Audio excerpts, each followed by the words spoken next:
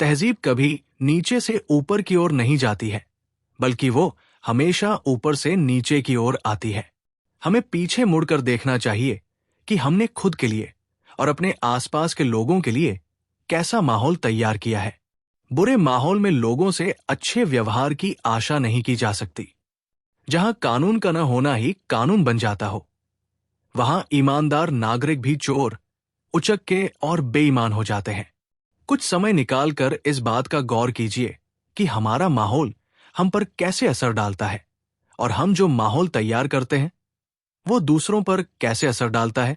2. तजर्बा।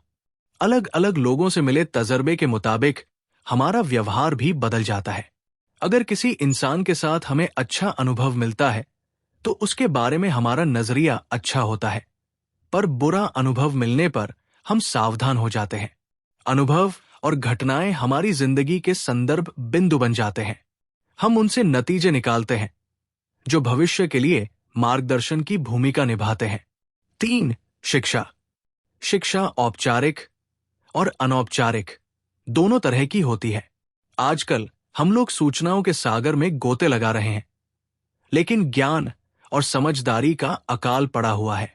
ज्ञान को योजनाबद्ध ढंग से समझदारी में बदला जा सकता है और समझदारी हमें कामयाबी दिलाती है। शिक्षक की भूमिका काफी महत्वपूर्ण होती है। उसका प्रभाव अनंत काल तक रहता है। इसके असर की लहरें अनगिनत है। शिक्षा ऐसी होनी चाहिए जो हमें केवल रोजी रोटी कमाना नहीं बल्कि जीने का तरीका भी सिखाए। सकारात्मक नजरिए वाले लोगों को कैसे पहचाने? जिस तरह सेहत खराब न होने का मतलब अच्छी सेहत नहीं होता, उसी तरह किसी इंसान के नकारात्मक न होने का मतलब ये नहीं होता कि वह सकारात्मक है। सकारात्मक नजरिए वाले लोगों की शख्सियत में कुछ ऐसी खासियतें होती हैं जिनकी वजह से उन्हें आसानी से पहचाना जा सकता है। ऐसे लोग दूसरों का ख्याल रखने वाले, आत्मविश्वास से भरे, धीरज वाले और विनम्र होते हैं। ये लोग खुद से और दूसरों से काफी ऊंची उम्मीदें रखते हैं। उन्हें अच्छे नतीजे हासिल होने की आशा रहती है। सकारात्मक नजरिए वाला आदमी हर मौसम में फलने वाले बारमासी फल जैसा होता है। उसका हमेशा स्वागत किया जाता है। सकारात्मक नजरिए के फायदे। सकारात्मक नजरिए के कई फायदे होते हैं। इन्हें आसानी से देखा जा सकता है, लेकिन आसानी से दिखाई देने वाली चीज को उतनी ही आसानी से अनदेखी भी कर दिया जाता है।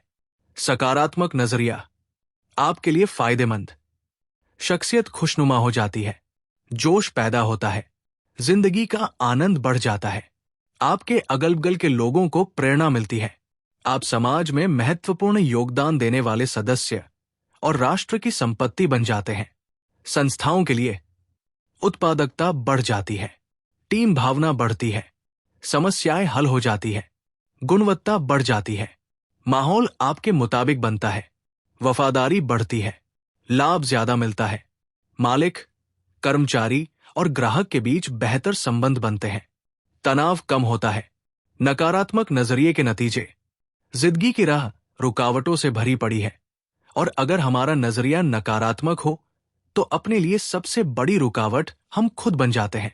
नकारात्मक नजरिए वाले लोगों के लिए दोस्ती, नौकरी, शादी और संबंधों को कायम रख पाना काफी मुश्किल होता है।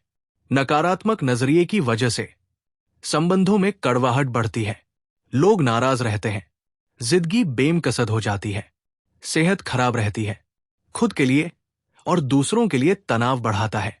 नकारात्मक नजरिए की वजह से घर और कामकाज की जगह का माहौल बिगड़ जाता है। ऐसा आदमी समाज के लिए बोझ बन जाता है। ये लोग अपने नकारात्मक नजरिए को छुआछूत रोग की तरह अपने आसपास के लोगों और आने वाली पीढ़ियों तक फैला देते हैं। अपने नकारात्मक नजरिए से वाकिफ होने के बावजूद हम उसे बदलते क्यों नहीं हैं? इंसान का स्वभाव आमतौर पर बदलाव विरोधी होता है। हमें बदलाव तकलीफ दे लगता है। बदलाव का नतीजा अच्छा हो या बुरा, पर अक्सर इससे तनाव बढ़ता है। कई बार हम अपनी बुराइयों के साथ जीने में इतना आराम महसूस करते हैं कि बेहतरी के लिए होने वाले बदलावों को भी कबूल नहीं करना चाहते। हम बुरे ही बने रहना चाहते हैं। चार्ल्स डिकेंस ने एक ऐसे कैदी के बारे में लिखा है जो सालों तक एक काल कोठरी में कैद रहा। सजा काट लेने के बाद उसे आजाद कर दिया गया। उसे काल कोठरी से बाहर खुली धूप में लाया गया। उस आदमी ने अपने चारों ओर देखा। कुछ देर में ही वो अपनी इस नई आजादी से परेशान हो गया। उसने वापस काल कोठरी में जाने की इच्छा जाहिर की। वो आजादी और खुली दुनिया के बदलावों को कबूल करने के बजाय काल कोठरी, अंधेरे और हथकड़ियों में ही सुरक्षा और आराम महसूस कर रहा था, क्योंकि वो उन्हीं का आदी हो चुका था। इन दिनों भी कई कैदी ऐसा ही व्यवहार करते हैं। एक अनजाने संसार के साथ तालमेल कायम करने का तनाव उनकी बर्दाश्त से बाहर होता है। इसलिए वे जानबूझकर और अपराध करते हैं ताकि उन्हें वापस जेल में भेज दिया जाए। वहां उनकी आजादी पर भले ही पाबंदी रहती हो, लेकिन उन्हें अपने बारे में कम फैसले लेने पड़ते हैं। अगर हमारा नजरिया नकारात्मक है तो हमारी जिंदगी सीमाओं में कैद है। ऐसे नजरिए की वजह से हमको अपने काम में सीमित कामयाबी ही मिल सकेगी। हमारे दोस्तों की तादाद कम होगी और हम जिंदगी का कम आनंद उठा पाएंगे।